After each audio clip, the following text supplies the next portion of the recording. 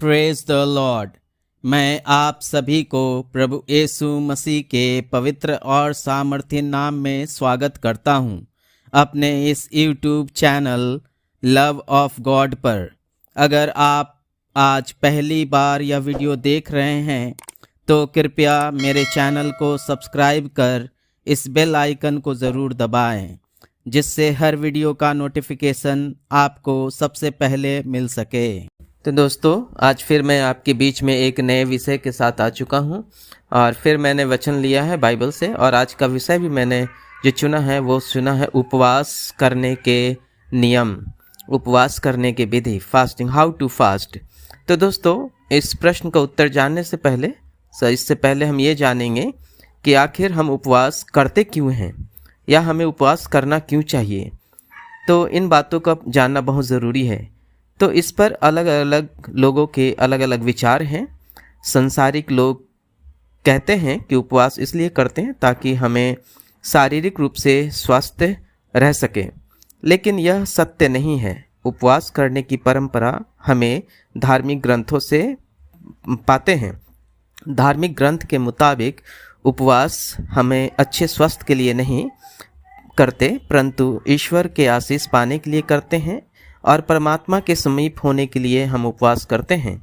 और उपवास करने के पीछे एक विशेष प्रयोजन, एक विशेष मनोरथ जो हमारी होती है, जो हम चाहते हैं कि हमारे किसी विशेष मनोरथ को परमेश्वर परमात्मा सिद्ध करे, इसलिए हम उपवास करते हैं।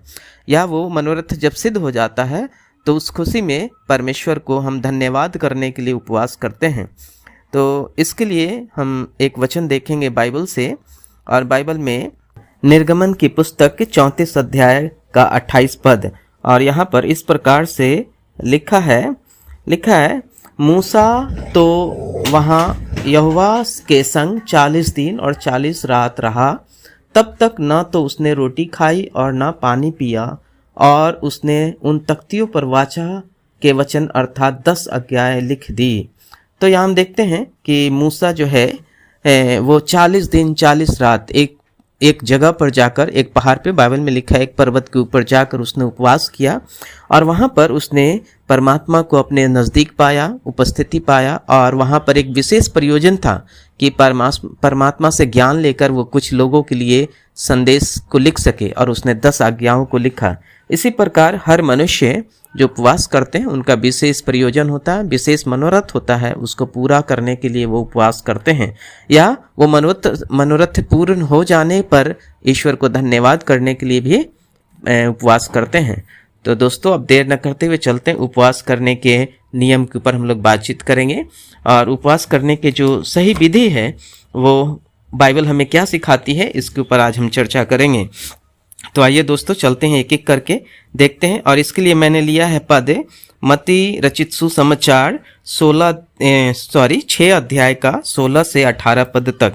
सिर्फ 3 ही पद है दोस्तों, तो आइए एक एक पद को हम देखते हैं। तो 16 पद में इस प्रकार से लिखा है, जब तुम उपवास करो तो कपटियों के समान तुम्हारा मुंह पर उदासी न छाई रहे, क्योंकि वे अपना मुंह बनाए रहते हैं ताकि लोग उन्हें उपवासी जाने। तो पहला नियम यहाँ पे है उपवास करने का वचन के हिसाब से, कि जब भी हम उपवास करते हैं, जब भी हम फास्टिंग करते हैं, तो हमारे चेहरे पे उदासी नहीं होना चाहिए। ऐसा नहीं मालूम, दूसरे को पता नहीं चलना चाहिए कि हम उपवास में हैं। लोग हमारे चेहरे को देख के ये नहीं कह सके कि आप आज फास्टिंग में हैं। अगर ऐसा लोग पकड़ लेते हैं, मतलब हमारा उपवास व्यर्थ हो जाता है। परमेश्वर यहाँ पर इन बातों से स्पष्ट कह रहा है कि अगर कोई हमारे मुख को, हमारे शारीरिक दशा को देखकर ये पकड़ ले कि हम फास्टिंग में हैं, तो हमारा फास्टिंग व्यर्थ हो जाता है। तो दोस्तों, यहाँ साफ साफ लिखा है कि उदासी न छाए, मतलब उपवास तो रहें लेकिन तरोताजा रहें। और आगे लिखा है तो 16 में ही, मैं तुमसे सच कहता हूँ, सॉरी दोस्तों, थोड़ा माफ़ कीजिएगा, कि वे अपना प्रतिफल पा चुके। जो लोग अपने चेहरे से उदासी दिखाते हैं वो अपना प्रतिफल पा चुके हैं, क्योंकि उनको यही लोगों के बीच में दिखाना था। वो ये चाहते थे कि लोग जाने कि हम फास्टिंग करने वाले लोग हैं, हम उपवास करते हैं। तो उनके चेहरे से प्रतीत हो गया, तो उसका फल उसको मिल चुका है। लेकिन जिनका विशेष प्रयोजन है फास्टिंग का, जो गुप्त रहता है, लोग नहीं समझ पाते और उनको परमेश्वर जानता है, तो उस उपवास का उत्तर भी परमेश्वर की ओर से मिलता है। तो 17 पद में यहाँ इस प्रकार से लिखा है, परंतु जब तू उपवास करे तो अपने सिर पर तेल मल और मुंह धो। यहाँ लिखा है कि जब भी उपवास करें तो सिर पर तेल मलने का मतलब क्या है, मुंह धोने का मतलब क्या है, कि हमेशा फ्रेश और एनर्जी फुल आप दिखें, आप सुस्त ना दिखें, तरोताजा दिखें, हमेशा महसूस हो लोगों के कि लोगों को ये ना हो कि आप फास्टिंग, लोग को लगे कि नॉर्मल है, जैसे हर दिन रहता है, बिल्कुल एक आम दिन जैसा, और बल्कि ज़्यादा फ्रेश और ज़्यादा ताकतवर लोगों को दिखना चाहिए। 18 पद में परमेश्वर यहाँ लिखता है, ताकि लोग नहीं परंतु तेरा पिता जो गुप्त में है तुझे उपवासी जाने। इस दशा में तेरा पिता जो गुप्त में देखता है वो तुझे प्रतिफल देगा। तो दोस्तों यहाँ स्पष्ट लिखा है कि जब आप लोग नहीं समझ पाएगा, लेकिन परमेश्वर तुमको जान रहा है, तुम्हारे हृदय को, तुम्हारे कर्म को देखता है, वो जान रहा है कि तुम फास्टिंग कर रहे हो, लेकिन कोई संसार मनुष्य तुम्हें नहीं पकड़ पाया कि तुम फास्टिंग कर रहे हो, तभी आपके सारे मनोरथ सिद्ध होंगे, तब परमेश्वर आपके सारे मनोरथ को पूरा करेंगे। तो दोस्तों वो उपवास करने का सिर्फ एक ही नियम है कि आपको हमेशा उपवास में तरोताजा रहना है, ताकतवर दिखना है, सुस्त नहीं दिखना है, एनर्जी फुल दिखना है, ताकि परमेश्वर आपको आशीष कर सके। मैं आशा करता हूँ ये वचन आपके लिए लाभदायक होगा, परमेश्वर आपको इस वचन से आशीष करेंगे। आइए प्रार्थना करते हैं। अनुग्रहकारी दयालु सर्वशक्तिमान परमेश्वर पिता, आपको धन्यवाद करते हैं इस सुंदर सा वचन देने के लिए प्रभु जी, जो आपने हमें सिखाया कि जब हम उपवास करें तो हमें ताज़ा रहना चाहिए, हमें शक्तिफुल रहना चाहिए, एनर्जीफुल रहना चाहिए, ऊर्जा से भरपूर रहना चाहिए, मुंह पे उदासी नहीं रखना चाहिए, लोगों को पता ना चले कि हम उपवास कर रहे हैं।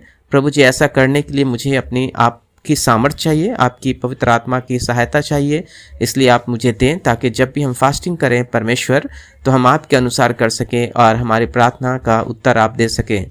परमेश्वर पिता, जितने लोगों ने सुना उन सबको आशीष कीजिए। इस प्रार्थना को प्रभु यीशु मसीह के चरणों में मांगते हैं, इसे सुनिए और दया से ग्रहण कीजिए, आमीन। तो दोस्तों मैं आशा करता हूँ कि इससे आपको लाभ होगा। धन्यवाद देते हैं आपको कि आप मेरे वचनों को सुनते हैं और परमेश्वर आप सबको आशीष करे। God bless you.